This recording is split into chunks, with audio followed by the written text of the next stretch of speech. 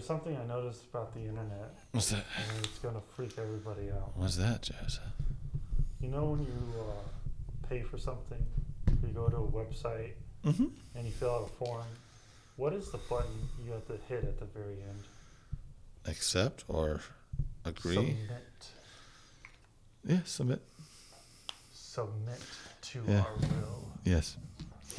I used You to click it every day. I used to say that saying when I worked at KARK in Arkansas, Yeah. NBC News. They had a sign-off page when because to get your stories and stuff, you had a login, a little computer thing, and the whole thing was because it was way back in the day. You had to sign off at the end of the day, or else the system thought you were always there. It didn't. There was a way to check out of work to go home, but what it said was, would you like to quit? And it was yes or no. And so every day you're asked, would you like to quit? Yeah. No, would you like to quit this job? Yeah. Because they called it a job. Yeah. They called it a job. And because, it was way back in the day, especially. And then now, they have the submit button or accept. Yeah. Accept is another one where they have it's a weird term that people are just supposed to agree to. Of do you accept this? Do you accept that? And it's all like, no. You don't want to, but to move forward, you have to accept. And subliminally, over and over again. Does the word submit even mean to give something or confirm something? Because okay. So this is where the term comes from. Right. Yeah. And the technical world is a weird world. Because technical world, digital and computers and stuff, come from the world of science, right? And the world of science, technically, it's supposed to. They try to be unbiased. You try to be, you do things. There's no pretense. There's no, everything's done for the greater good, if you will, right? Yeah. And so you don't really, there's nothing political, or there's nothing, what do you call it? There's no agenda to what you're trying to do, right? You're presenting facts. That's what science is supposed to be. And so you get terms like with computers. They don't say it anymore, but for the longest time, they used to have, you remember, you had the master drive and the slave drive. Oh, yeah, master and slave. Yeah, master and slave, right? But now they don't, it's not that they got wise and said, oh, no, we shouldn't call that anymore. The system doesn't work that way anymore. Now it's just, this is where the drive, where the operating system is. It doesn't have to be on the master drive anymore. They didn't change it due to political rights. No, they didn't change. No, reasons. it's literally how because it used to be, right? You had a cable and you could only plug it into one spot. And so they called that was called the master drive because that's what you were plugging in there. But now you have 4 connections on the motherboard. It doesn't matter which one you plug it in. So there's no such thing as the master drive anymore. Because the computer figures out which one it is. It doesn't have to have one drive plugged into one particular spot. When you integrate things together, they work faster than if they're separated from each other. That's why Apple, they solder and connect all their RAM and stuff now. You can't swap them out anymore. Why the phones, you can't open them up because everything's connected and integrated together to make it faster, to make it less heat and stuff like that. Because as soon as you have any air, is it simply just a RAM card soldered in? Yeah, because how does that make it faster? It just makes it more permanently installed. Yeah, it's just permanently in. Because what happens is you have your RAM card, and it used to be it goes into the slot and it fits in, right? Or it's like that, right? So what happens is there's a little bit of air, there's a little bit of space. No matter how close you get it, no matter how tight they are, there's a little bit of air, right? And that air makes heat. It's where dust can get in. It makes problems, right? Plus, that little bit of air, literally, to a degree, the electron has to jump from one metal to the other. And in doing so, even though they're technically touching, but that micro level, the atomic level that they're having to literally like jump through this airspace slows it down by a few milliseconds, nanoseconds. It slows it down. So Apple went through with their RAM, and instead of making it pinch in, they soldered it. So now it's physically all connected. They couldn't just literally build it into the motherboard? No, because you don't build it like that. Oh, okay. Because motherboards, you don't go in and then physically attach it into it. They can, but they'd have to redesign a motherboard. That's what I'm saying. What it is, yeah. But what's cheaper? Yeah. Redesign a motherboard or just solder it into a motherboard how it already looks. They say it's because it makes it faster, but what it really is now you cannot go buy your own RAM. You have to take it to a place, an Apple dealer, to have them put in the new RAM or swap out the RAM or upgrade your RAM.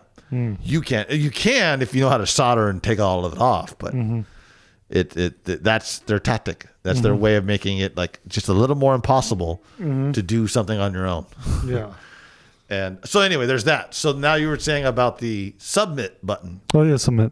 Submit comes from the term submit, having a ancient Greek noise. yes. It came out. The internet is a series of databases, really, right?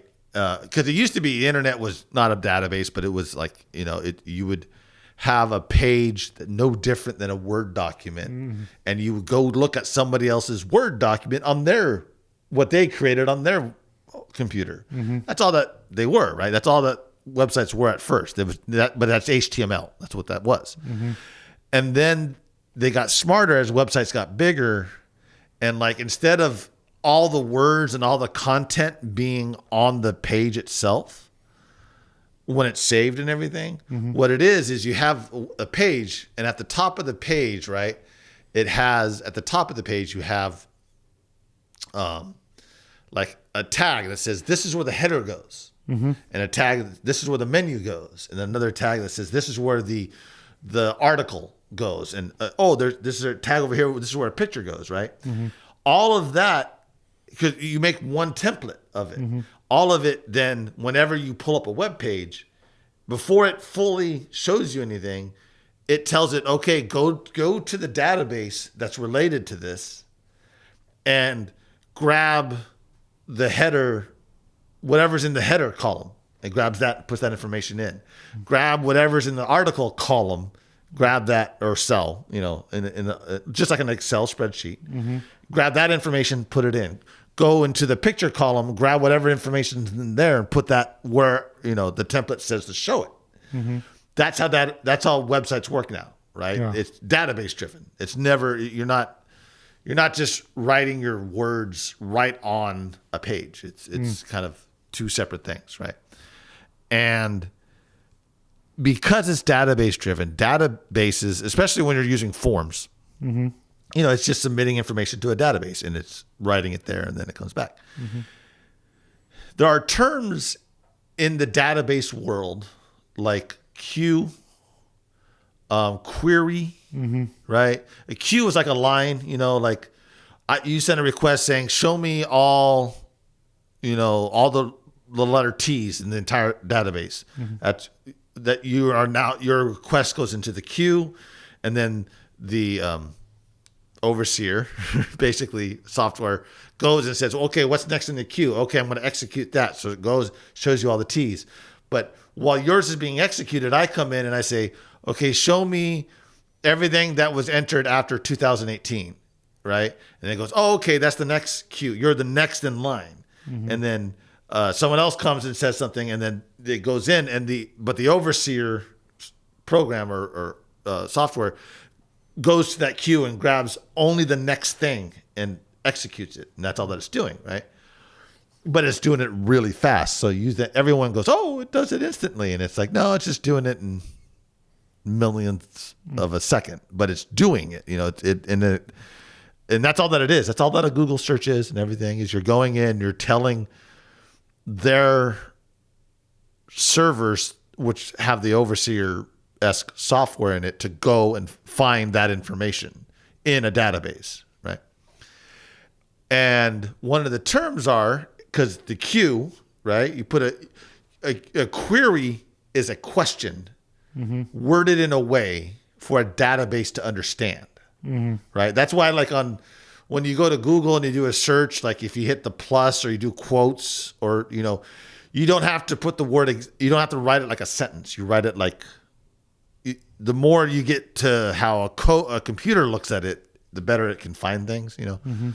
So anyway, so there's the query. That's the question, right?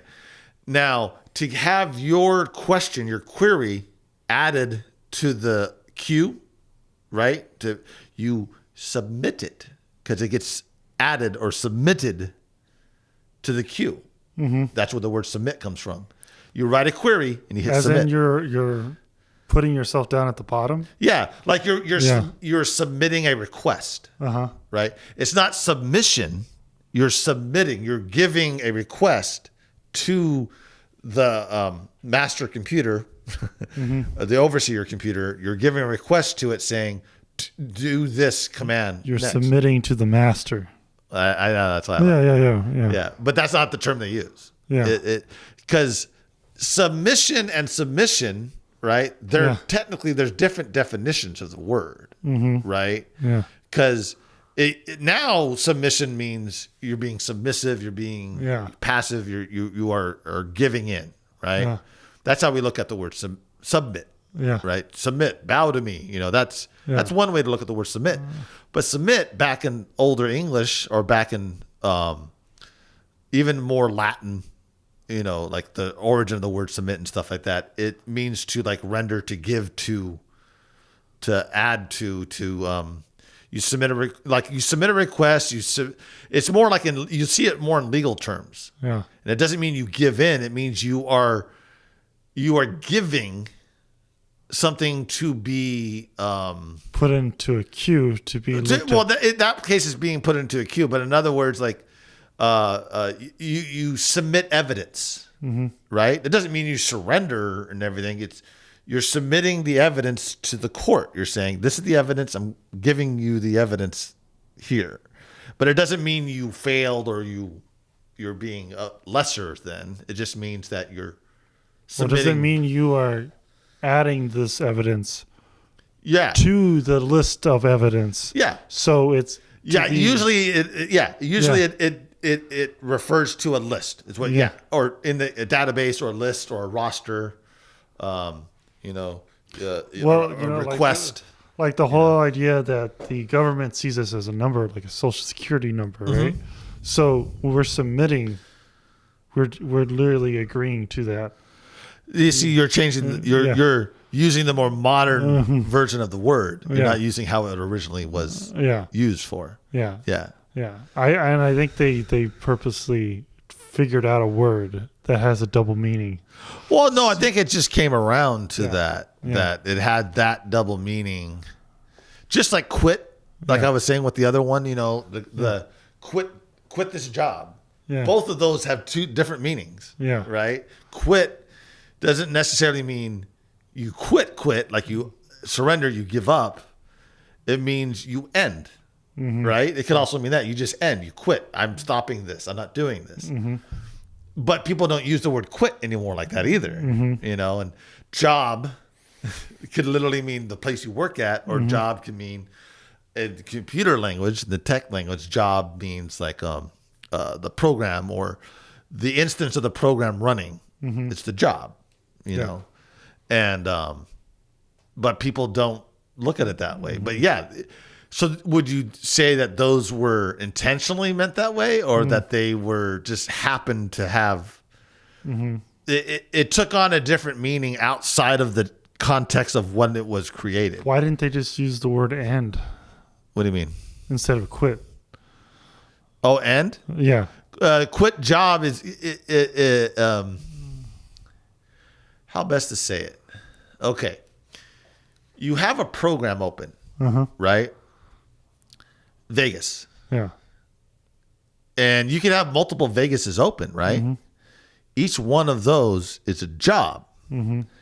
Now, the one you're in, you would say, we say close now, but you say you want to quit that instance is what you're doing. You're quitting that one instance. You're not closing all the Vegases. You're closing just the one Vegas. You're quitting the one Vegas. Or you would close all or quit all. But there's another term for that word, quit all. But that's why the quit more referred to the one instance of it for the job. You would quit the job. Because the job was you were working on the one thing, whatever you were working on, and then so that's why you would quit that one thing. Because you're not telling the program, because I was signed in, my sign in was a job, but the other reporter was signed in, their content was a job. They aren't, and so forth. So you could have 50 jobs all open, right? And telling the computer close this program means all the jobs and everything closes. So if I sign out, everyone signed out, right? It kicks everyone out. But the term quit in telling the computer is saying close this job, my job only. Don't quit everything else. But they use, again, right? It's a lot of times in technical stuff, they try to use verbiage. They try to not have double meaning. Everything has a particular meaning. Close means the entire program. Quit means... The terminology is based off of the first limitations when they were doing the program. Oh, yeah. It reminds me of an episode of Small Wonder where they told the girl, oh, just forget everything. And they just said it like a phrase. Oh. But then her whole memory and everything got blanked out and she was just shut down. Yeah. Yeah. So yeah, yeah, no, exactly. For the remake of that, but yeah, I know. Where's that at? Yeah, right. I guess you could say her was maybe trying to do. No, that wouldn't work. That's not a remake of it. Which one? Her? Yeah. Yeah. Yeah. No. Yeah. Why not make a remake of that? Yeah. The concept of what a robot was back in the 80s is not what it turned out to be. No. Well, now, Now I think Hollywood has done it.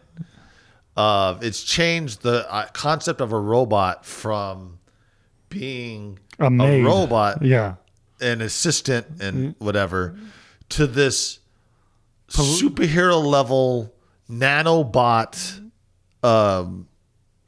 It can be anything it wants to be. Well, all robots now are about a police state, and the metaphor for that. Yeah. And then back then, it was what was the name of the maid on Jetsons? Not Judy. Ruby. Ruby. Ruby. Yeah, right. I can't remember. So back then, a robot was a maid. Yeah. But that was the thing, is the robots back then were made with a task. Right? Because even the Terminator... I was just picturing the Terminator with an apron. Cooking. Would you like some brownies? Yeah. Yeah, so even with the Terminator, it kind of shows the crossover, right? If you were to watch the Terminator series. The first Terminator, it was programmed as a robot with like a maid, but it's a maid for the military. It has one goal. It's doing this one thing. It doesn't know how to do everything. It's one goal. Because even in Star Wars, right, R2-D2 and C-3PO, they were robots, but they were kind of like in the realm of the psyche of people. They were, they were quote able to speak, but C-3PO was a linguist. You know what I mean? That's all his job was. Yeah. And he wasn't like able to, now I can go and shoot and kill people, he just, one thing he did. R2-D2 was a astro droid, right? Yeah. And that's what he knew. Like he was crafty with what he had, but he wasn't able to morph, bend, or shape his body to do like how the Terminator, the T-2000 was able to, T-1000? T-1000, sorry. Yeah. T-1000. And then, but so on the Terminator, it went from that. On the Terminator 1, it was just like a maid. It had one goal purpose. The T-1000 comes along, and now... I can't hear you. And now... Oh, there you go.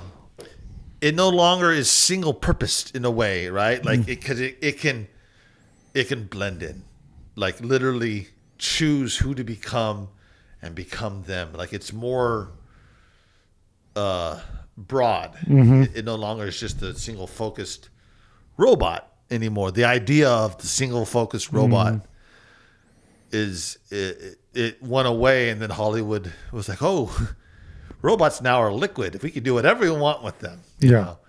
And it's only because the CGI does that. It's like, yeah, no, they're never going to be like that. Yeah. Because even nanobots don't do that. Yeah. You know, like the ones that they have now, that's not their intention to connect and become something else to the point that it can actually work, function. Yeah. You know? You can, maybe they'll get it to the point where it can look like somebody else. You know, like it just kind of like a statue looks like them, but I don't think they'll ever get it to where not only does it look like you, but the skin looks right and everything behaves correctly. Yeah. Because it's wishful design.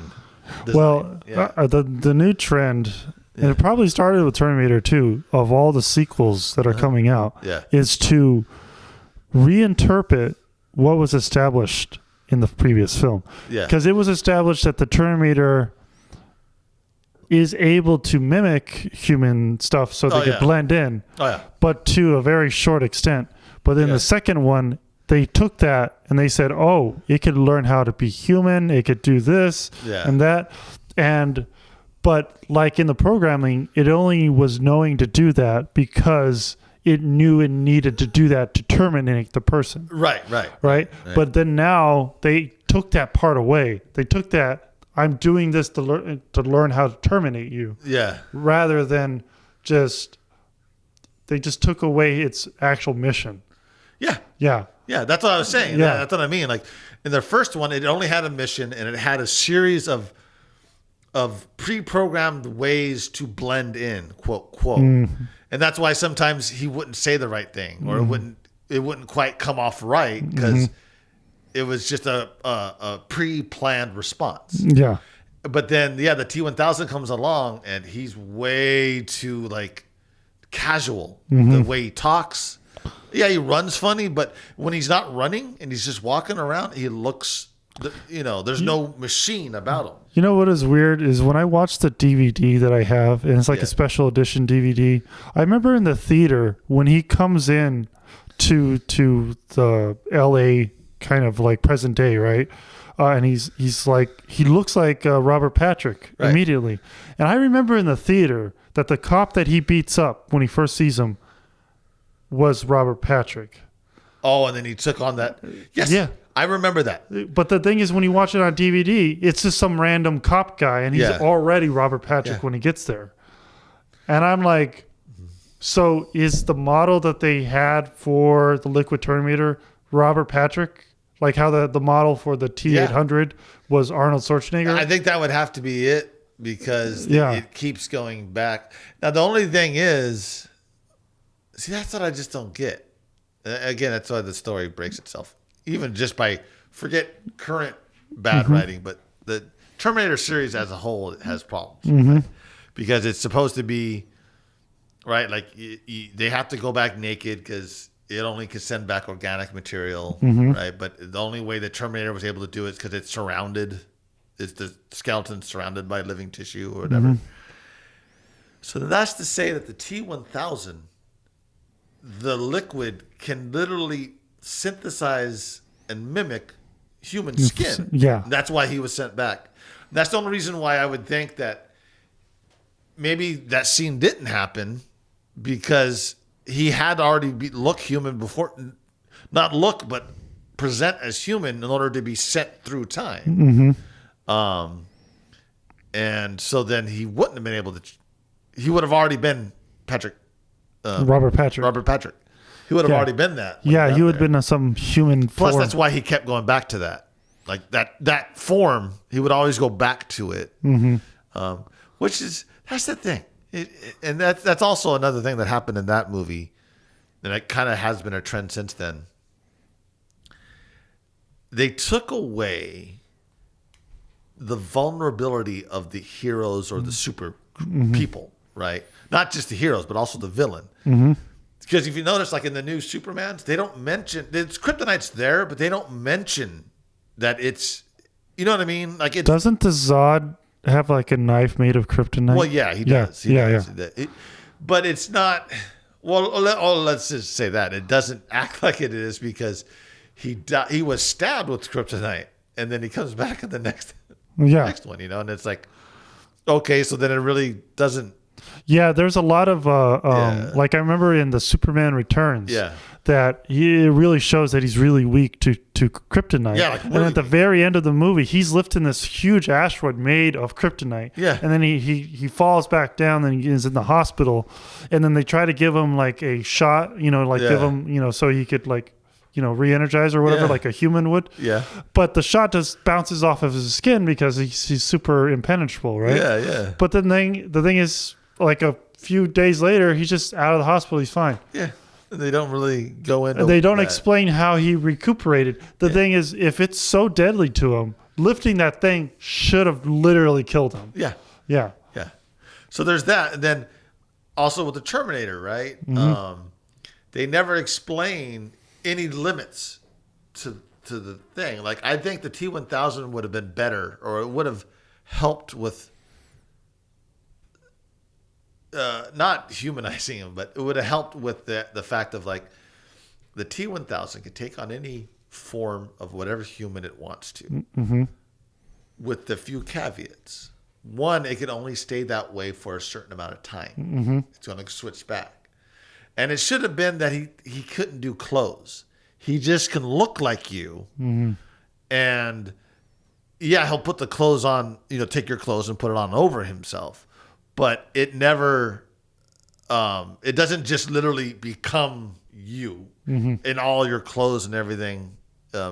Like where it literally feels like clothes. That's the thing, is he did it and it looked like he was wearing a jacket. Like it behaved exactly, not like a stiff liquid thing, but it would move in the wind, and like when he rode the motorcycle, you'd see it all. So he would become a naked you, and he would have to put your clothes on. Yeah, you'd have to put your clothes. I need your shoes, your clothes, your boots, your boots. Yeah. But it also would give a dilemma, if you will, every time for the T-1000, because if I'm going to be like you, I can't punch through your chest. Yeah. Because I'm going to wear your shirt. Yeah. And I can't have it like, a hole ripped in it. He would have to seduce you. I'd have to seduce you. Yeah. You want to take off your shirt? Mm-hmm. I'm Robert Patrick. Mm-hmm. Look at me. Mm-hmm. Look at my ears. It sounds just like Robert Patrick. Yeah. Didn't I just do it? Right? Yeah. So, but yeah, like they didn't give it any limits. It was an unlimited, unstoppable thing. I know it's supposed to be a Terminator, but it was he can't make any mechanical things. Yeah, that was their limit, quote. That, and he could only do things of equal size. He goes, why can't he just become a matchbox or something? He could only do things of equal size. Okay. Yeah. Yeah. But that's the thing. And what it should be is it could only become human shaped. Mm-hmm. Because what it should have been is it's not all liquid. Mm-hmm. Instead of having what it should be is instead of having the living tissue on top, it just has this liquid on top, but underneath it is still a skeleton of a Terminator. Mm-hmm. But it's just able to change it. You're describing Terminator 3. Well, yeah. And you're also describing the new remake. Exactly. Yeah. But even then, they still didn't execute it right. Mm-hmm. I didn't like that the in 3, that's the one with the woman, right? Yeah. That she's able to. She has all these sort of go gadget, like she has that arm gun. Yeah. But then she has like all these. She had too many like ways to switch. Yeah. To it wasn't just a skeleton underneath. It was like, like even RoboCop. The leg would open up, but there was a gun inside. But there was a gun in it. It would take out. Yeah, and that's all he had. He didn't have. He had the gun and the spike. That's all he had. And the spike was not meant to kill, but that's what he used it for. But yeah, with her, it's like, didn't she have like a few different weapons that would be available to her at any time? I think it was just the gun. Yeah. Was it just the gun? Yeah. I thought she had some other stuff. Yeah. Either way. It just come on, people. Yeah. Yeah. And that's the one someone had a complaint about the new one is when he would liquefy and change into like a human form, he would have the clothes still. But like, how is the clothes like blowing in the wind and stuff like that? It was just like, exactly. Yeah. Like, yes, you can look like it, but it literally took on the characteristics of that material. And it's like, they're probably, suggesting that it's just like how computer programs now are able to simulate wind and water. Yeah. So it kind of looks at its environment, and when it feels wind hit it, it knows to give reacting. the But even so, like, but the thing is, this is them reinterpreting. Yeah. Right. Because even in Terminator 2, they sort of did it.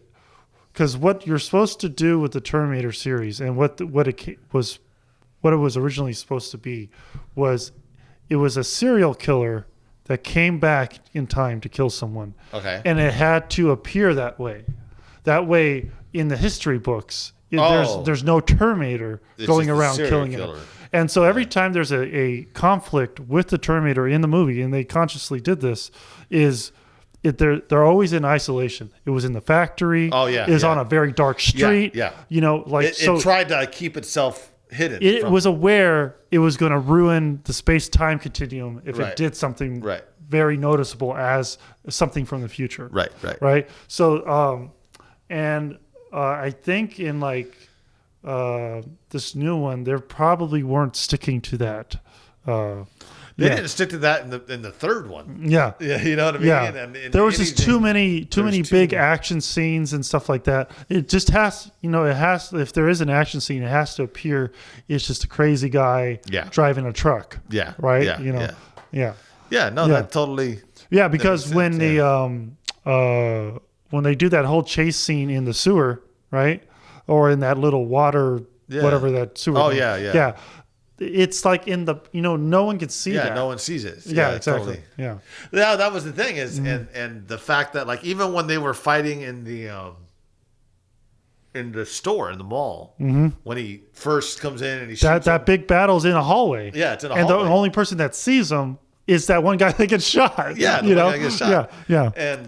And like when the Terminator, remember Arnold Schwarzenegger comes in and he gets shot and falls back through the window and then he gets up and everyone around him is like, holy crap. But he probably didn't feel threatened or worried because everyone thought like he was wearing some sort of, because I think you even hear someone say like, is he wearing like a body armor or what? Because he had the big leather vest, so you can't tell what he's wearing underneath. But then they show, I think there's a news report or something, and they only, they keep going, they're saying, Sarah Connor was killed, and it was the other Sarah Connor, right? Yeah. So they only reported as serial killers on the loose. Yes. Killing people by the name of Sarah Connor. Yeah, exactly. Yeah, and that was the thing. They were trying to hide it on purpose. But then and that's the thing. I think that's what's happening now with a lot of stories, and that's why they're falling apart as they are, is that they're not setting limits. They're too wrapped up in the idea of the spectacle of the action or of, let's have them do this because wouldn't that look cool? But it's like, one, it's not believable. Two, Kryptonite normally kills Superman. Having him lift the entire meteor of it, it looks cool, but he can't do that. It's not reinterpreting, it's them misinterpreting what it was to begin with. Yes. Like the new Men in Black International thing is they are going off of a couple lines here and there that establish how the world works, but then it is taking it far too literally. Yeah. And it actually diminishes like the secrecy of the whole Men in Black. Yeah. Because the girl is able to sneak into Men in Black headquarters just by following the tabloids. Yeah. And that's the thing. It's almost like they're being given these franchises, or even when there's some original movies that are still also just not as good. The directors or the writers or the producers or whatever, they're almost like just reading like not even the notes of the cliff notes, and so you have the idea, like the character names that are in it, and you kind of have an idea of what they were as far as like what was their character. Superman, he's from Krypton and he can fly and he's bulletproof, or whatever. But they don't go any farther than that. Like they go with just the notes version of it. That's why I think it still is. It's movie by committee. That's what it is. And the committee knows nothing about the movie that they're making. The committee is just, Batman, why don't we have him where he's, I don't know. Ben Affleck. Why don't we have that? Yeah. I'd rather see him as, Batman. And then they do it, but no one thinks, well, would he make a good Batman? Artistically, is that the right choice? And just because you talk with a gravelly voice, and see, like the Michael Keaton one, he did talk with a slightly deeper voice, but it wasn't like that. And I think that what they were trying to do with the Christian Bale one is all like they were overemphasizing that like, oh, why doesn't everyone recognize his voice? But I'm like, he's not interacting with anyone that he knows. Right. And it becomes like, even in the first like Tim Burton Batmans, when he does interact with someone he knows, at the end of the movie they know he's Batman. He tells them.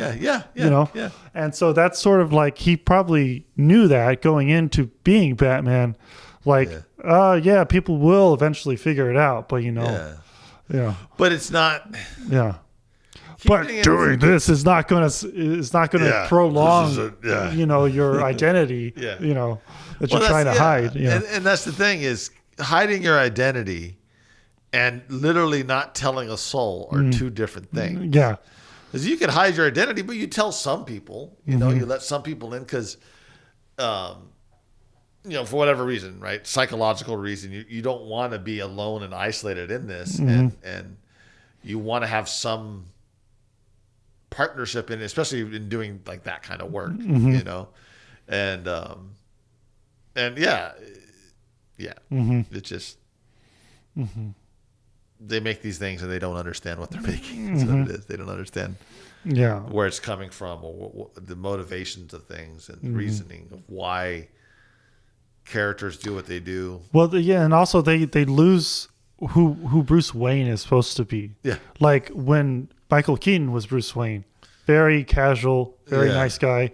Christian Bale, I have no idea what his character is supposed to be. He's so stone-faced throughout the whole thing. Bale, Batman or Bruce Wayne is Christian Bale as Bruce Wayne. Like, it's just like, it's how I picture Christian Bale in real life. Because like, it's like, you're just like that. You're that pretentious and that just like, because I don't see him as lovable. I don't see him as like this caring guy or anything like that. I don't see where women would like to be around him. And Bruce Wayne would never show up to a dinner party with two girls on his arm. And I was like, what?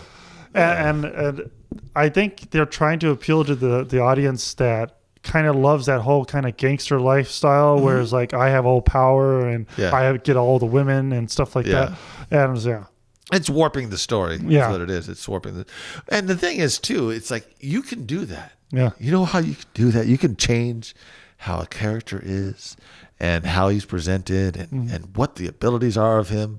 Whether it be a fictional story or comic book story or whatever, right? You know how you do that? You make up your own damn character. You know what I mean? Yeah. Base him off of Bruce Wayne, but make him a little different. You know what I mean? And then you don't have to go make the movie The Joker and make it where it has to stay in The Joker. It's make it Joker-esque if you want, but don't call him the Joker. Don't have him do things that you're shoehorning in to make it be the Joker. Don't have it, okay, so Christian Bale isn't a good Batman, but he's a good that man, or whatever other hero you want to make up. If they did like a movie or about a guy who wants to dress up, kind of like how they did with Super with the Rainn Wilson. Oh yeah. If they did a more dramatic, less comical. Yeah, because no one owns that idea of a superhero. Yeah, and that's how, like, because he doesn't even have like a Batman outfit in that movie. He's just putting on stuff, and I think that's what they were trying to do, is like make this origin story of Batman, you know. And but yeah, he doesn't even look like Batman. So why just have it be some guy? Yeah, have it be a different guy. Like how they made and well, I mean, I know it's based on a comic, but the not Sucker Punch. What's the other one with the guy has a red outfit. The other one has that's Super. Oh no, you're thinking of Kick-Ass. Kick-Ass, Kick-Ass. Yeah. But that's a comic book. Yeah. Right. But nonetheless, it wasn't based on any other property that a lot of people knew. And that was a good movie, and I didn't think like, oh, they're trying to do this or that. They're trying to do their own thing. Yeah. I liked the series that's right now on Amazon, The Boys. Oh, I've been avoiding that show. Yeah, it's okay. Yeah. It's okay. It didn't stick the landing. No. You watch all the way to the last episode and you're like, yeah. You know. But I'm hoping they fix it in the next season, in the sense that they just fix the story in the next season. But to me, it would have made a better movie. But nonetheless, it was a good example of you can make characters that hearken and seem like other characters from other comic books. Wink, wink. You know, you have the Flash, but they call him the Train. You have you have a Superman-esque character. You have a Wonder Woman-esque character, but they're not them. They get to be different. Yeah. You know, they get to be different, and it works. Yeah, but I think what that show was trying to do was it didn't really have a story it wanted to tell. It just wanted to make a lot of statements about like superhero stories and politicians. No, you got to see it. Yeah. It's not. It does that, but that's not what it's doing. Yeah. It really helps you question hero worship. Yeah. And it puts these heroes. It puts the heroes in a real world situation more than like the Dark Knight did. See, now if every movie wasn't already doing that, I would say this is original idea. Oh yeah, no, I didn't say it was original. Oh yeah, well, it was original in the sense of it didn't have to follow and break. It didn't use nostalgia. Yeah, right. It used the world that was presented. You know, if you and I made a wizard movie, it doesn't mean we're doing the nostalgia of Lord of the Rings. Yeah, we're in the genre of wizard movies. I'm tired of these movies that put superheroes in the real world kind of thing. Let them be superheroes. Yeah. Have you watched? I only find them on YouTube. They're on Hulu too, but I find clips of them on YouTube, and you can watch like the whole movie, but it's all broken up. Of the DC comic cartoon movies. Yeah. Have you watched these? Yeah. Well, it depends. I can't figure out which one's like an official one because a lot of them, some of them, like you can tell they are spin-offs from the Marvel films. Yeah. Like where like the guy playing Iron Man is doing a dead-on impression of Robert Downey Jr. Yeah. So those aren't. Yeah. So are you talking about like older ones? No, they're newer ones, but and that's the thing is you're talking about Marvel. I'm talking about DC. They have a whole different set all those Batman movies. Batman versus the Ninja Turtles. Well, they do something like that, but there was a point where DC did this thing and they kind of messed up. That's why they were saying they didn't know why they were making their movies like this, where the TV shows, because they're on the CW, right? A lot of the DC characters, they went one way, the comic books went another way, and then the cartoons went another way. They all don't connect. Like they don't do any of the same things. But they're interesting though, nonetheless, right? Because the reason why they work is because they're all standalone. They stand by themselves. And I think that's what's nice about it is in the comic or in the cartoon version, they're not in their real world. Like the way they make it is its own little world. Obviously, cartoons do that, but even more so, it's like they're just in their world where superheroes live. And yeah, they happen to be, they're in our world, but our world in that time is influenced by the fact that superheroes are there. You know what I mean? So, because like the early Tim Burton movies were very artistic, and the new ones are very flat. You know, so there's not really any design to the way it's shot and the way the action scenes are, and there's no kind of artistic metaphor that's happening in the scene. Yeah, you know, there's no real. There's like cinematography, but it's just flat. Well, it's it's that whole idea, and we've found a lot of problems with a lot of different stories, and even our own stuff and other people and big, you know, small and big. It's the idea of world building, and that art. That's part of the art of making a movie. Is you're building a world that is believable, and now they don't know how to build a world, because you can only build a world if you know where it's going. You know, did I tell you the one where, like, if you're in one scene and you're being interrogated by a cop or a detective, and then the next scene, the detective's all like, "Hey, did you kidnap that girl? Where's that girl?" Right? And then the next scene, you go home and you have the kidnapped girl in your basement. You go downstairs after talking to the detective. As an actor, there are subtleties, and then also as a producer and as a director and as cinematographer, as the set designer, you're going to build little things in that scene of you talking to the detective that you're going to show up in the you going now and talking, or, you know, with the kidnapped victim, right? But if you're in the detective scene as an actor or as a director or as an editor, and you don't know the next scene is that, there's no world building, because you don't know, there's no connection with it. There's a lot of like mannerisms that you have to do, like like the old Star Wars, the original Star Wars.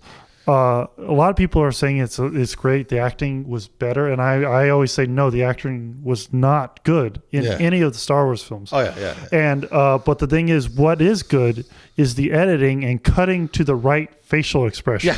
And the right reaction that you want the character to have. The world building of it, you know? Yeah. And so, like, that is what kind of made Mark Hamill good as Luke Skywalker. Right. But the thing is, Mark Hamill is a horrible actor. Yeah. And I don't know where this thing is coming up lately that he's like this tremendous actor. Because have you heard him as the Joker on the cartoons? Oh, yeah.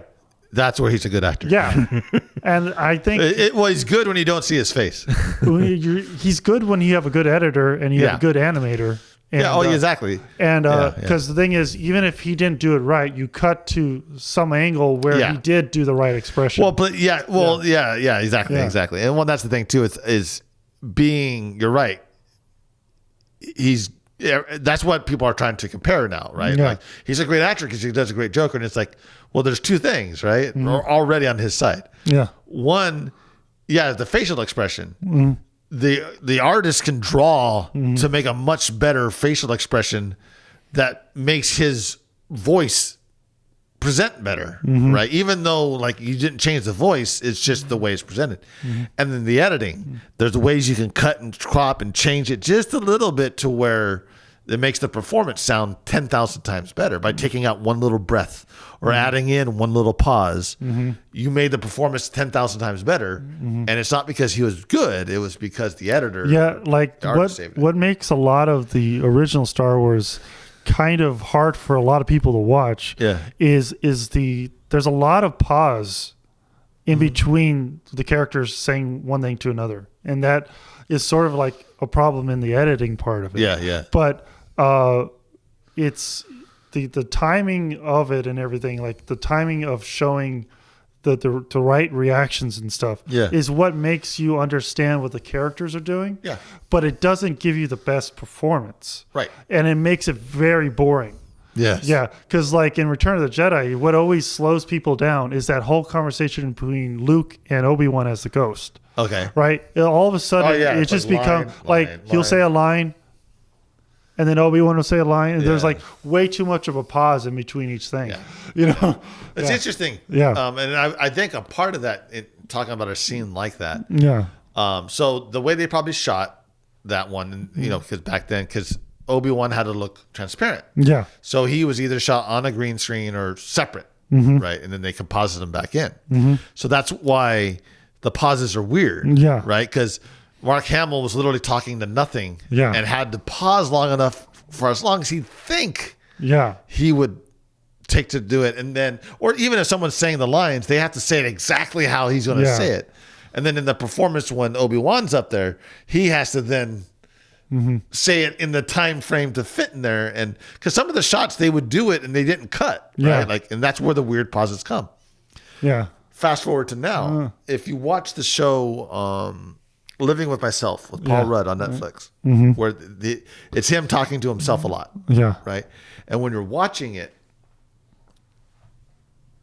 a lot of you forget that it's Paul Rudd talking to Paul Rudd, right? You think that he has like a twin brother because it's too well timed. Because he literally does there's a scene where he's in a car and he's uncut and he's talking to himself or to his other self, and they're arguing and it's over each other, and you're like, whoa, wait, the timing is I mean, obviously you write it out and he says the things right, but the timing was too perfect.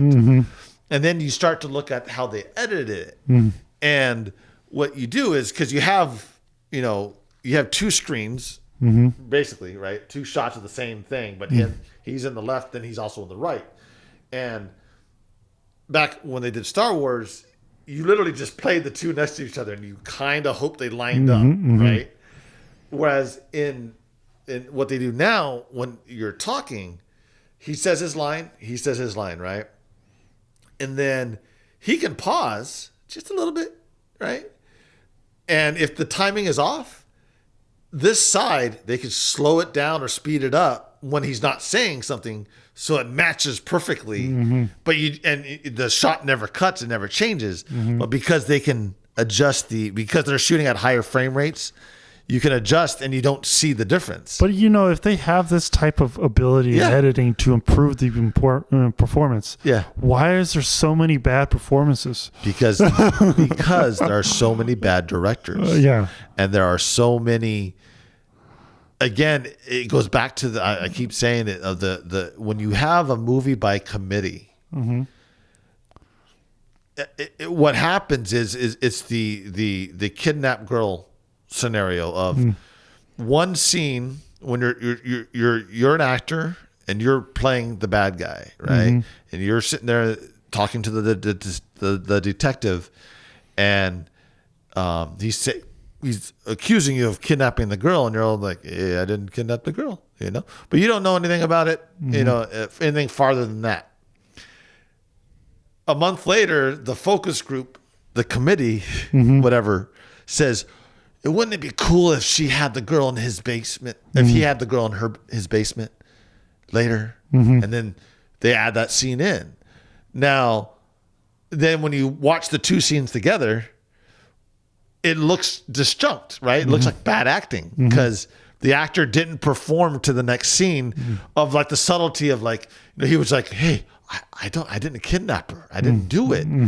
Whereas what he should have been a little more like hesitant or a little more, just enough to where the audience notices it, but the detective doesn't notice it, right?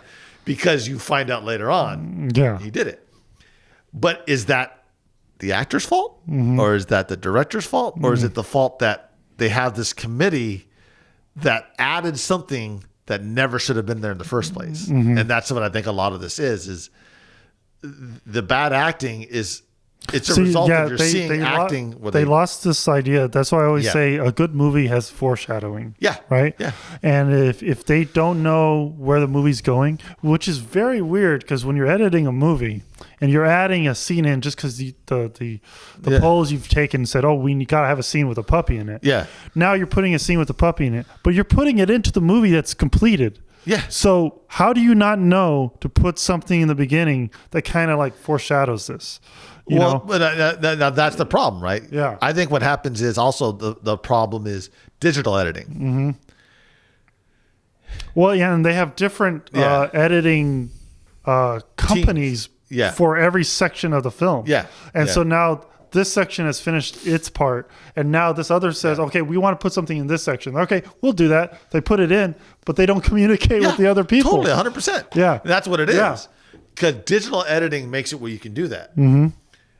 You got scenes 1, 12, and 13 being edited in London, and you got scenes 6, 7, 8, and 9 being edited in New York, and you got scenes 57, 58, and 60 being edited in California and whatever. Right? You have it all over the place. Yeah. And you're right. The committee says on scene 60, add the puppy. So they added in the puppy. They don't know what's happening on the other scenes, and they don't question it because they were told. That's why they're following the committee of put in the puppy at 2 minutes and 15 seconds of scene 60. Put in the puppy. Yeah. That's all they know to do. Why? Has there any other connection with it? Because that's a part of the world building, right? World building is not only visual of like, what you're looking at. That's a little bit of it. But the more subtle things of world building, or the other parts of it are, you build the world in the sense of the props, right? Like, if you have a gun, you should have a gun that looks kind of realistic, not like a plastic gun. But unless it's, whatever. It looks real to what the story is supposed to be. So your props, you have the writing has to, and the performing have to have foreshadowing and callback, right? Like you kind of have to have those things going on, or else there's no world building because you're not in the world, right? If I put the can of Coke down on this table, 4 scenes from now, when we come back in this room, that can should still be there because we never took it away for whatever reason. We went through the effort of showing we put it down. Yeah, and that's like the new Star Wars movies. There's so many inconsistencies of things just suddenly disappearing. Yeah, yeah, like that one where the weapons disappear when they're and then Finn's blaster that he has when he's Maz Kanata's castle is just destroyed, and then Maz Kanata goes, "Oh, you have a weapon." He goes, "I need a weapon." I go, "You were just carrying a rifle that Han Solo gave you no less than 5 minutes ago." Yeah. And then for no reason it disappears just so Maz Kanata could say, "You have one." Yeah, exactly. I'm like, what? Yeah, and that's what it is. Yeah. That when you have a committee and everything's driven by polls and by just the whim of no overseer. Yeah. Right? When you don't have that overseer, like going back to like a movie is like a database, you got your sections and this goes here, this goes there, that goes there. And if you don't have an overseer and everyone puts in their request and you're just doing them all. Yeah. You're like, well, wait a second. Like the database gets all messed up, because I went in and I deleted column 5, and then you come in after me and try to call up stuff that's on column 5, and I just deleted it. No, but what you're forgetting, the key factor you're forgetting that Hollywood does now is the mystery box. Oh, well, yeah. Finn lost his lightsaber just so Maz Kanata could give him his gun. Just so he can get the lightsaber to have the mystery. You know why? Why? Mystery. Yeah. It makes you intrigued, doesn't it? Yeah. We get to talk about how did he lose his lightsaber or his gun. Well, that's where again getting to the meaning of words, right? That's kind of how we started. Yeah. See, we're calling back. Oh, we actually are telling a story. Oh, yeah. That's what. That means it's almost over. Yeah. Well, that's the thing. Yeah. Right. That's how naturally we know that. Yeah. Right? When you do a callback, usually that means the story or the moment's over. It's called a reprise. Yeah. Yeah. You gotta have that. We're used to that. We're, even in dialogue, we're used to that's how you talk. But Lonnie, if you want to make a franchise, you can't do a callback because then it's over. I know. Yeah. But you have to. Yeah. You have to, because then if you're a good writer or a good creator, you can make another one. Yeah. So the word mystery, right? To write a mystery does not mean you don't write a mystery by omission. It's not a mystery because you just left something out, or you just didn't address something, or something just came out of nowhere. That's not the mystery. That's not a mystery. That's bad writing. That's bad, direction. A mystery is You know, you are given clues. You're given hints of what something could be. Mm-hmm. And yeah, maybe it's not that. Maybe it is that. But that's a mystery. Well, the thing is, a murder mystery like Sherlock Holmes. Yeah. He is told someone has been murdered. Yes. He has no involvement in the murder. So it's a mystery to him. Yes. Right? Yeah. But nowadays, what you do is you have your main character is the murderer, and they don't tell you. Yeah. Right? Yeah. And so then they wait till the last minute to tell you. Yeah. And then it's and like, there's no clues. There's nothing. There was no clue. Yeah. Like, you don't even know there was a murder until the end of the movie. Oh, yeah. you're watching Love Actually, and at the end of the movie, Liam Neeson was the killer all along. And you're like, what? There was never a murder in this entire movie. You know? It ends with the court, him being hanged in a court hearing. Because all of a sudden it's 1812. Well, wasn't that a shock? Yeah, wow. It was all in his head the whole time. Yeah. And you're like, wait, where did that come from? Yeah. You know? Like, I always use the example, like, if they made a sequel to Mary Poppins, I don't count the other one as a sequel. No. But if they made a sequel of Mary Poppins and she walks up to Dick Van Dyke's older character, right? And she goes, "Oh, my best friend, I haven't seen you in years." And she goes, "Oh, Mary Poppins, I haven't." And she just stabs him. Yeah. And then the credits, you know, like the title pops up, Mary Poppins 2. And they're like, "Oh, something happened in the past. It's a mystery. And now she wants to kill him." It's a mystery. Yeah, it's a mystery. But then, and the thing is, now they would never even address it. Yeah. It would happen. Yeah. He gets stabbed, and the rest of the movie has nothing to do with Well, that. they use that time gap as an excuse to do anything with a pre-existing story. Yeah. Right? Like, anything could have happened in that time gap. Yeah. Right? So we could do anything. It doesn't matter. Yeah. Well, that's the we thing. We could change the whole character. Yeah. If you look at all these movies, they use time to as the excuse. Either time has gone by, either they've gone back in time and reset something, or just something happened off camera in a different time that affects what's going on now. But none of it makes sense of like, well, wait, why did they would never have done that as that character? But you're saying they did do that, and no, you can't argue against it. Like you don't know what happened, man. Yeah. So then it makes the movie immune to criticism. Yes. Yeah. Yeah. Because they say, like, "Oh, we didn't tell you what happened." Yeah. So you can't say anything. Yeah. Yeah. We'll tell you later in the 5th sequel, So then movie making now is the equivalent of kids playing on a playground, tag, and you're running up. You see the one guy, the last one you got to get because you're it. And you got to get that one guy. You run up, you're going to tag him. The guy goes, "I have no shield. tags, tag shield. Yeah. You can't tag me. No tag. No tags." And it's like, wait, what? Like you just changed it right before the rules were set. We did all these things. We played the game. We got to you were the last person, but because you don't want to lose, you're saying you're changing the rules now. Yeah. And with whatever thing you just made up. And that's what they do with all these things. They're saying the rules are the nostalgia. The rules are the movie or the show or whatever that happened before. That's established. And then they come in and they do whatever they want to. Yeah, you have the premise of what the idea is, but they're changing it. They're changing it because, it's a different take on it. And it's like, that's not a different take. It's go write a different a new character. Go write a new character.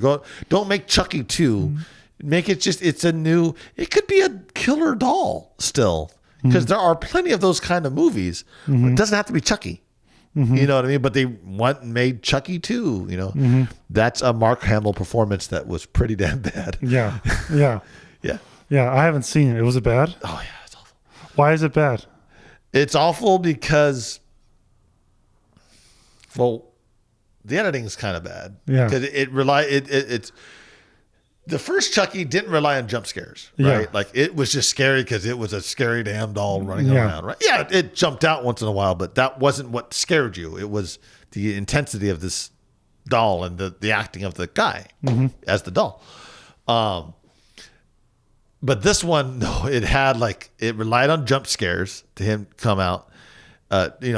that's really what scared you. The doll didn't scare you, right? And it wasn't the same story because now it's a smart doll. It's a smart doll. Yeah, it's a machine that just Chucky became the Terminator. Yeah, it's all that it was. Yeah, because it wasn't even there was no like it took over. There's no spiritual.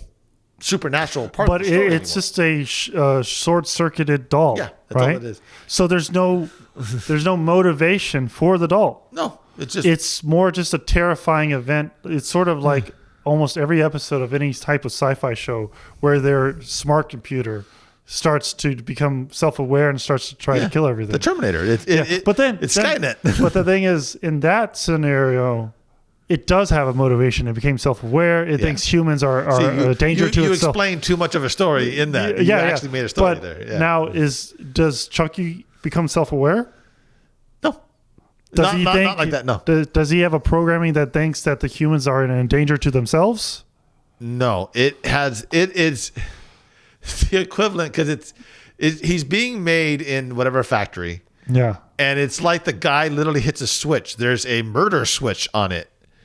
And the guy. Oh yeah. The guy has a vendetta against like the factory, right? Yeah. He has a vendetta against. But it was like he literally went in and flicked one switch, and now it wants to kill. That was it. What does that mean? All the dolls have that switch? That's what it seemed like. And that was the thing. It was like, because the first Chucky, it was only the one doll because it was the one guy who used voodoo to become a part of the doll. Yeah. Right. And now, it's like it's this guy had a vendetta against the company, and he flicked one switch that's already on the doll. So that means they're all like that. Do we ever see that guy again? No. Watch. This is how they could have saved that movie. Yeah. Is where the conflict at the end was not against the doll, but where the doll and that guy that flicked the switch, somehow he gets wind up with that family that's being attacked. Right? Yeah. So now he has to kind of redeem himself. And he's the one that does the final blow on the doll. Yeah. Yeah.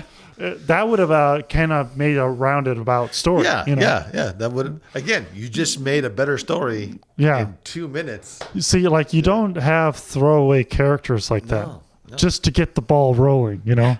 That's what a lot of these movies do now. They have throwaway characters. Yeah. Like Maz Kanata is only there to give the lightsaber. They have. Roseanne, the show Roseanne, when it was Roseanne before it became the Connors, way back, the older ones. Mm-hmm. Their son was the character of their son was classified as and nicknamed the Segway Kid, because he would only show up in a scene to break away from whatever was happening to go to the next segment. Mm-hmm. That's all that he was there for. That's all he would. If you were to watch the show and you would watch whenever the kid says something, it's right at the end of a segment, and it kind of breaks whatever tension was happening or whatever, and sets you up to go to the next scene or the break or whatever. Right? He's the Segway Kid. That's not a wasted character. You know what I mean? That character had an intention for storytelling. But now they literally have a guy who literally propels the story to create the doll that wants to kill people. And that is it. That character, his character never shows up again. Doesn't influence. He only influenced the movie by literally making the doll. It's like the new Ghostbusters, the 2016 one. Yeah. They have this guy for no reason in the middle of a subway tagging on a wall, and he's drawing the symbol for the thing, and it's very weird. Is he's only there just so they could get that thing? Yeah. Exactly. You think of a movie. You made me think of it by saying that of Hancock, right? Hancock was a new take on superhero stories, right? At the time, it wasn't I don't think it was even a comic, right? It might be a comic now, but I don't think it was at the time. Yeah. It was an original. Yeah. We're making a, down and out guy. And the story was okay. I mean, it wasn't the greatest, but it wasn't the worst either. I didn't like the ending where he's an angel. Yeah. I didn't like it. Kept twisting and twisting of what was going on. It was just do the one twist and stop. Right. But Because I did like that he was involved with the guy's Charlie's wife, right? Yeah. That made sense, and that's almost where it should have stopped. But that was in the middle. I think of the whole movie was a metaphor about like how you still have feelings for the guy that you were previously with, or something like that. Yeah.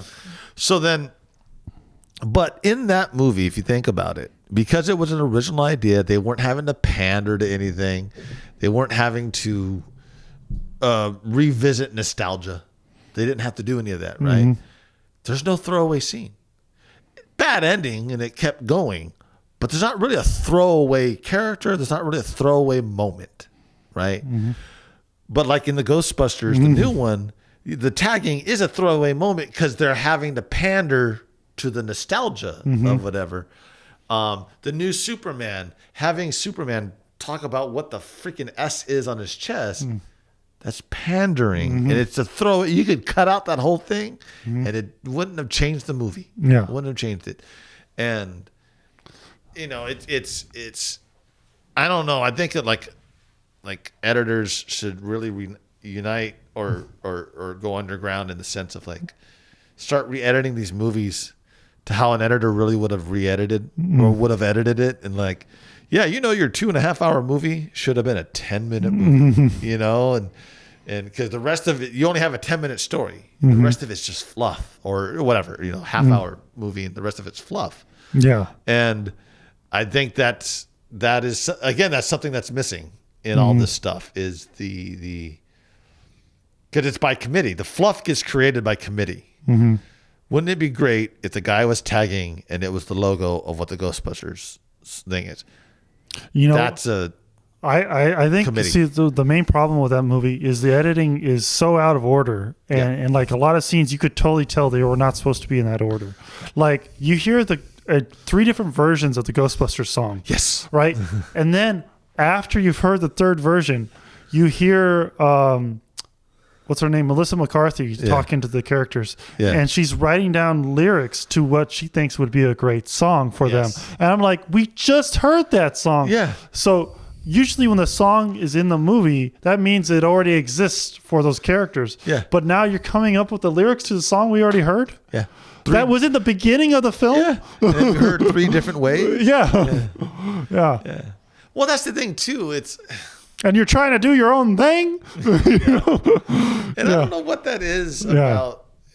A lot of directors and stuff do that where they want to make something, but they want to make it their own thing. They want to say it's their own thing. They want to say it's their own. They want to say it's their spin. Because they know all the young kids don't know any better. Yeah. Yeah. And so they go in to do these movies and they want to reset and restart the whole thing again. Yeah. Whereas it's like, you know, they've already made a Terminator 1 and 2 and 3. You don't have to start over again with the story. Just continue. Continue with it or do a offshoot of it. Don't. And it's okay to do that and still make it your own. But don't rewrite what everyone's already expecting to happen. Yeah. You know? It's like there's like, what was that movie that came out with Kristen Stewart where she's like underwater, like some submarine, like she's like wearing like a spacesuit underwater or something. Kristen Stewart? Yeah, it was like a movie that was coming out, and there was all these weird like monsters underneath really deep in the ocean. You know, you could totally tell it was like a horror version of The Abyss. Oh, I forgot what it was called. It was like like The Deep or something. But there's so many movies. The Deep. Yeah, is it called The Deep? Yeah, it's called The Deep. Yeah, and I was like, and I was going to say that as a joke, you know, like, oh yeah, I want to make this movie, and it's about like when you're really deep underwater. We'll call it The Deep. Yeah, it's like The Abyss, but it's called The Deep. You know. Yeah. Exactly. And that's the thing. I think there's something to the exercise of setting out to make a bad movie, right? Not that we're when I say it like that, I mean like, you know, we're going to make a movie, but we're not going to prejudge it. We're not going to try to make it perfect. You know, we're just going to do whatever we can in the moment and do a scene after a scene after a scene. It's almost like improvising a movie, right? But a lot of times when you say that, people think chaos. They think, well, if you're going to improv, you just do it all from scratch, you know? And it's like, well, no, if you're going to improvise a movie to a degree, you want to either parody something or you want to rip off something, basically, you know, and you can improvise within that. You got to improvise within a confine of it, you know, like we can redo Airplane, but, you know, we would have to almost like improvise within it. You know, but we're going to follow almost beat for beat what they did as much as we can, you know, but yeah, we know at the end we're going to make a bad movie. Yeah. Mike Myers had a quote when he was making like the Austin Powers movies. And he says like, yeah, if I wanted to like improvise a joke with like 10 golden ducks, I have to have the 10 golden ducks. Yeah, exactly. You know? Yeah. You can only improvise with what you have. Yeah. And same thing with like, you can only improvise within the location you're at. You can only improvise with the camera you have. Like, you know, yeah, if you want that crane shot of you know, come in and get the person running, you know, and if you only have the camera and no tripod and nothing else, you're not going to get that shot. Yeah. And that means you have to do it and then block it. It's no longer improvised. Quote, quote. That just made me come up with a realization, going back to George. Yeah. You know, everyone always says he used too much blue screen and everything. Yeah. And it was pointed out that the originals had also too much blue screen. They had a lot, yes. Yeah. And they even had matte paintings that don't move. So it's like, what do you say about that? Yeah. But, You know? but in the prequels, it was to the nth degree. Yeah, but see, here's the misconception that people were getting out of the digitalness in the background. They're like, it's not important, right? There's like, why is it there? It's not important. But there's so much detail in that background that even though it looks fake, what ship is back there? What is happening back there? Yeah. And then that is the important thing that you're supposed to, like, even as a fan looks there. Yeah. But a person who's not a fan, they're like, oh, that's just blur. It's just blur. It's just background. It's just background. Yeah. Don't even pay attention to that. Don't even notice nothing to see here. The Millennium Falcon landing. Yeah. don't notice that. Yeah. No. That I think it's because that is world building. Yeah. Right. That's and so details. there's detail put into the scene. Yeah. For detail's sake, you know, and there's consistency because if you put that in the scene, something has to be added later. Exactly. Later on in the film. Well, the world building follows, what is it, Chekhov's gun, right? The rule of like, if you have a gun in a scene, it has to go off by the end of the scene. Yeah. It's for plays, usually. But it's always like, because it was a Russian playwright and he not made it up, but he kind of, you know how like, especially back then, they were figuring out all these things that work for the audience and storytelling. And one of the things is like, if you have something in a scene presented, you have to use it. Otherwise, don't present it, right? Even if it's subtle in the background, and it's only subtle in the background used later or just whatever, you know, showing the Millennium Falcon landing in the background. It gets used later in other movies or whatever, where you're like, oh, okay, yeah, that's why it was there, you know? But, you know, now they would show like, you know, it would just look like really cool ships that you never see anywhere again. Because that's almost like, right, aren't they saying that with the episode 9 now, they have the Y-Wing bombers. And they're like, why do they have those? But in Last Jedi, they had the stupid they had the stupid magnetic things. That's like, wait, but they already established the Y-Wing. Do you know why they're back? Why? Because people asked for it. Yeah. Well, yeah. Episode 9 to me is going to prove this is a movie by committee now. None of it, things will be in there and it'll probably make money because they followed the committee and the committee. It's more like choose your own adventure. The audience is going to get exactly what they wanted. what they wanted. Yeah. And because of that, right now they're still changing it because the audience is telling them what they want. They admitted they made different endings. They shot different ways of things because they wanted to see what they admitted it. Like, yeah, they're changing it as it's going. As the audience is responding. Who was it? I think it was Kathleen Kennedy. Says, "Oh yeah, we're gonna try to make something that's satisfying to the audience," and I'm like, "That's not the way you make a movie. That's not the way you make it." Exactly. The words out of her mouth are an admission to what's wrong. She should have said, "You will be satisfied." Yes, you will, because that means the idea of what the ending is already set.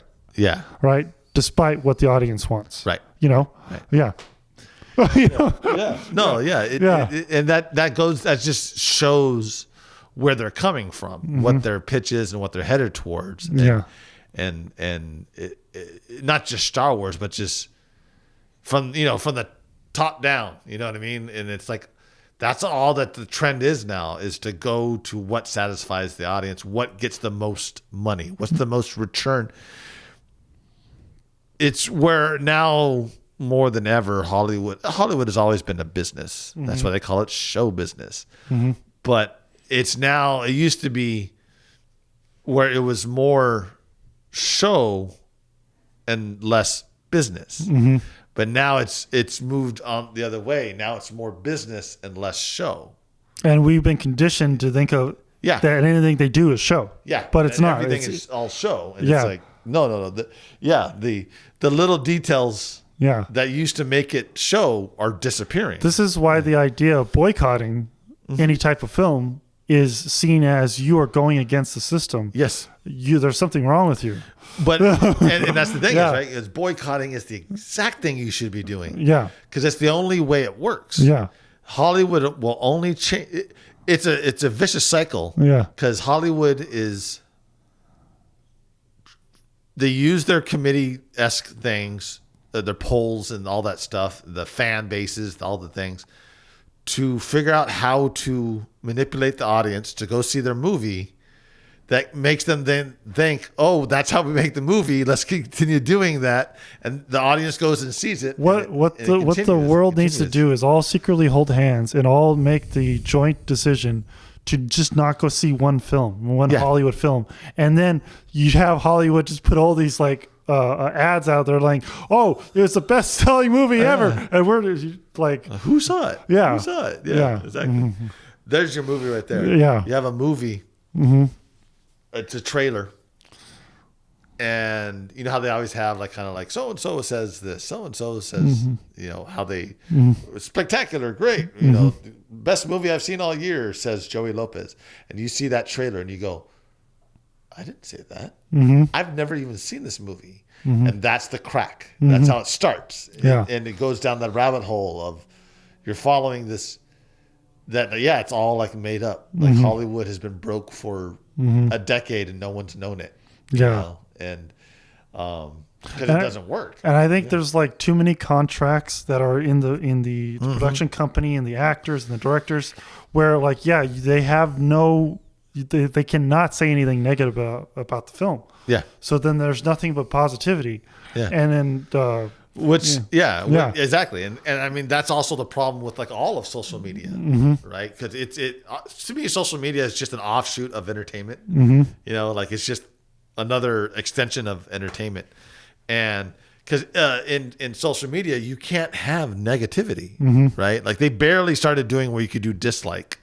I don't like this video. I don't like that video. But you're looked at more as you should always say you like it or don't say anything. You should always say you heart this or don't say anything, and it makes it to where you are conditioned to submit in the modern way to the masses, and there used to be this idea when social media and stuff like that was being made, that there's a wisdom of the crowds.